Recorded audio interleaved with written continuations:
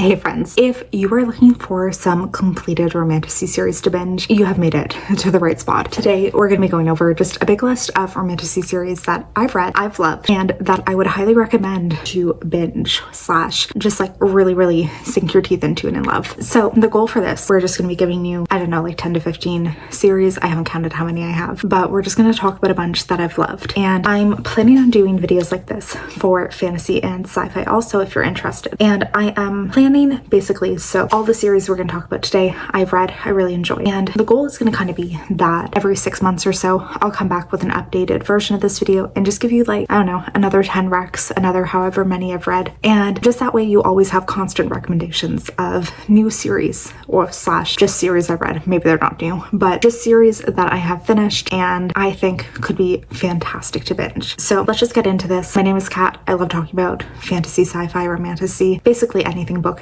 It is anything I will happily talk about. Yeah, if you haven't already, I would love if you would consider subscribing. And no, let's just talk about books. So technically, this series is not completed, but it is broken into multiple duologies. So you can technically read this duology and it will be considered complete basically. And I'm talking about The Servants of the Wings of Night, and the second book I think is the something in the Star-Kissed Crown. These have long complicated names, but this is a vampire romance, and I am a huge fan of vampire romances. It's also competition based and has a super fun setting, super fun romance, and we're basically just following the human daughter of a vampire lord who enters into this competition that's held periodically, I don't know how often, but the grand winner of it is given a god-gifted present slash boon I guess we could say, and her plan is to ask to become basically a vampire and be given all of the powers that therein lie. Really fun. I do think that this duology is incredibly addicting, especially this first book, so ridiculously fun. And like I said, there are other books that are not completed. So there's a spin-off, there's a novella, there is a spin-off book called Slaying the Vampire Conqueror, and now we have a new duology being published with the first book being called The Songbird and the Heart of Stone. But overall, really addicting. So many people I know have absolutely loved this one. Like, let's just keep bringing back vampire romances because we desperately need them. They have been so missing lately. This is book 2, but book 1 I will insert is Divine Rivals, and this is a duology of, I'm gonna struggle to talk about this, but it is a god-cursed land slash war-torn because of gods who are feuding, and we're following 2 rival journalists. So they are academic rivals, we could say, who are really competing to be like wartime correspondents for this huge war between the gods. They discover this like magical typewriter that enables them to basically send secret letters to each other, and they originally just start writing and sending anonymous letters, not knowing who the other person is, and kind of falling for each other that way, but then very quickly falling for each other in real life and deeply becoming like so enriched with this rivalry, just like propelling their romance forward. So it's a super interesting world building, really like gave weirdly like 1950s vibes, but with this like magical war. Super cool. I absolutely devoured both the books in this one. So again, Divine Rivals is the first one, and Ruthless Vows, truly like quick fun reads as well. Once again, I randomly have the second book picked up, but book 1 in this duology is called One Dark Window, and this is one that has one of the most interesting magic systems I've ever witnessed in a book. It is card based, and there's this deck of cards which each character corresponding to basically magical powers that people can imbue themselves with if they're in possession of that card. And there is this plague that is impacting the land and giving people like magical powers that slash kills them, and we're following basically a kingdom who's desperately trying to like reconnect one of these entire decks of cards, because apparently if you do so, you're able to, I think, summon the king, the shepherd king who originally created these cards, and you're able to do like some type of extraordinary feat of magic. So we're following a young woman whose cousin is, or who is brought to court because her father is very like important man within this world, but she's been infected by this like magical physical thing when she was a kid, and it's left her with this like dark monster thing in her brain. And yeah, they go to court and she has to kind of like find a way to keep this hidden while also getting really involved in court politics and all these things. Loved it, loved it, loved it, loved it. I have most of the series here, but book one that we're going to talk about to start off with is Savage Lands by Stacey Marie Brown. And this is one of the only books in like a really, really long time that has kept me up until like 2 a.m. reading because I could not put down. We're basically in this world where I think like 20 years before, the veil between the human and the Fae realm has come down, and now Fae are able to basically inhabit the human world. And because of this, it's created like this huge influx of like fighting and stuff, and like there's different territories in the world that are vying for power. And we are following the daughter of a general who has been raised her entire life to basically fight against the Fae, and she gets involved in this, well, basically discovers a secret shipment that's been going across the Fae lines for drugs, and she's trying to bust it, and then gets captured herself and brought to this really dangerous Fae prison. And it's basically not even just Fae, but like every magical creature in the world, and it is one of the like most brutal death prisons of all time. And we're following her as she is trying to navigate this like life in this prison while also discovering things about herself, and also maybe attracting the attention of this like really dark, mysterious, dangerous man. Really absolutely love book one. It's like set in this magical prison, which is one of my all-time favorite tropes. And then the other books in the world, there's I think 6 in total. We keep following as our main character goes through this world,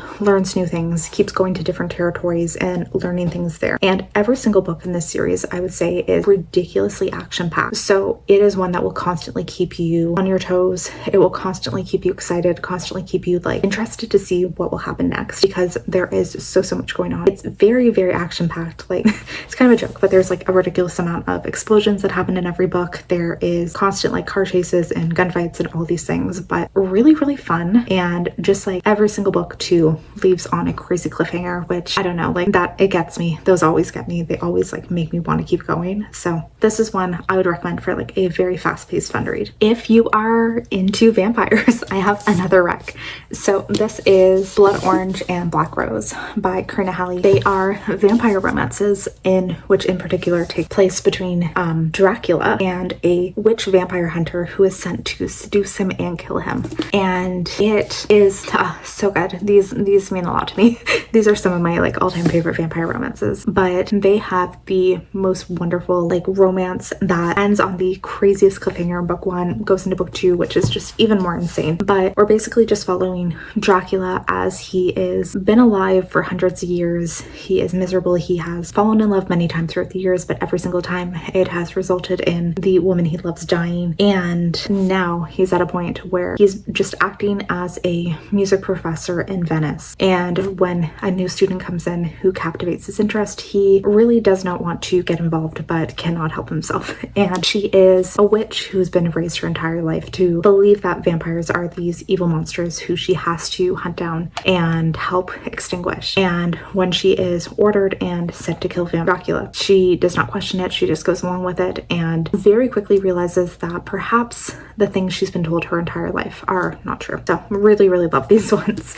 And similarly, Karina Halley she has other books set within the same world, but the ones that I'll talk about are another duology called Black Sunshine and The Blood is Love, which are very similar, where we're following a young woman who discovers she is part vampire. So in this world, basically when women who are born vampires turn 21, their body goes through a process where they turn from human into vampires. And her parents have lied to her her entire life, making her think that she's just an ordinary human. But when she turns 21, she is kidnapped and then very quickly goes through this transformation and very quickly realizes that much of what her parents have told her entire life is a lie, and that vampires exist, witches exist, and that she has a crazy family history of some really dangerous and insane things happening. Didn't enjoy this one quite as much, I will say, as Blood Orange / Black Rose, but I would also say very worth the read still. Like if you are into vampire romances like I happen to be, they are very solid. My all-time favorite fantasy romance, which is a bit more of like an urban fantasy romance series, which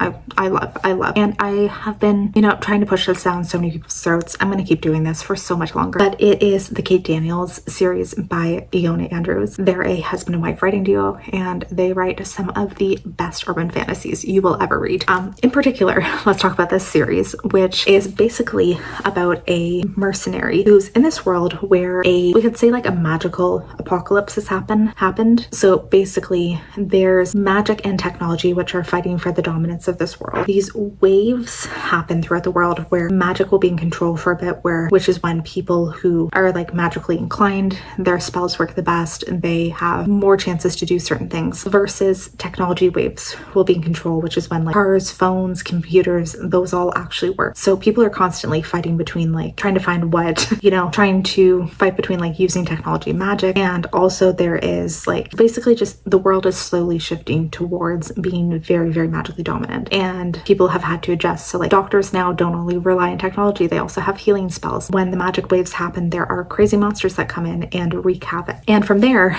we see Kate, who is a mercenary in this world, and basically the mercenaries are involved in helping to take down monsters. So when a crazy monster, a crazy like thing happens with magic, they're the ones who go in and clean up the mess and save people. And we're following her as she kind of gets involved in a mystery that is a bit more complicated than she realized, and from there gets involved with the alpha of this huge shifter pack, and very quickly like thrown into politics of that world. I really enjoyed this one because it's like there's I think 13 or 14 books. They're very, I would say, like monster of the week type books, like if you know like what I mean from like Supernatural, where there's certain episodes that are very much like monster of the week and the weird things that are happening. A lot of the books are like that, where there's some crazy thing happening that Kate has to figure out, but at the same time there's this huge overarching plot that is just so interesting and so fascinating, and truly more people need to read this. Like all of the books, they are very, very highly rated, but not enough people talk about them, and I need more people to read these because they are so good. The Shadows Between Us by Trisha Levenseller. So there's 2 books out, and I do believe that this is only going to be a duology. I forget the name. I think the second one is like The Brightness Between Us or something, but we're following in the first book a woman who decides that she is going to seduce the king, the Shadow King of this realm, entirely with the intent that she's going to seduce him, then murder him, and become the queen. And we're following her as she just goes on this wild journey and decides, hell yeah, I'm going to do this. And, along the way happens to fall in love. But in this world, so the Shadow King that we're following, he has this magic, shadow magic. Wow, that's really, really interesting. And because of this, he has really, really locked himself away from the majority of the world. Like he's not interacted with a lot of people. He makes court appearances, but he doesn't have any like close relationships with anyone. And he has been like endlessly plagued by like people trying to set up marriages with him and like curse their daughters onto him and stuff. So he and our main character create an alliance where they basically decide we're going to pretend to court, which helps her because she's trying to seduce him, but we'll pretend to be courting each other so that way people will be less interested in trying to get to him. And he thinks that it will help her, just like she's like, oh, my family just wants me to find a husband, but in reality she's trying to seduce him the whole time. It's fantastic. Book 2 is very different. We follow the sister of our main character who has recently married a very old man, and after he passes, she purposely married him because she thought that he would die very quickly and then she would inherit all of his land. But after he dies, a young man comes in claiming to be his grandson and that he has actually left everything to him. So we're following them as they fight over the land, and both of them super, super enjoyable. Would highly recommend. Throat's starting to get a little sore, so I'm just gonna talk about one more, and then we'll have lots more episodes to talk about books in the future. The last one I'm going to talk about is the Kit Davenport series by Tate James, which I think this is a 6-book series, and it is a white shoes romance where we are following a young woman named Kit Davenport, crazy, as she gets involved with this of elite soldiers who are basically sent to protect her.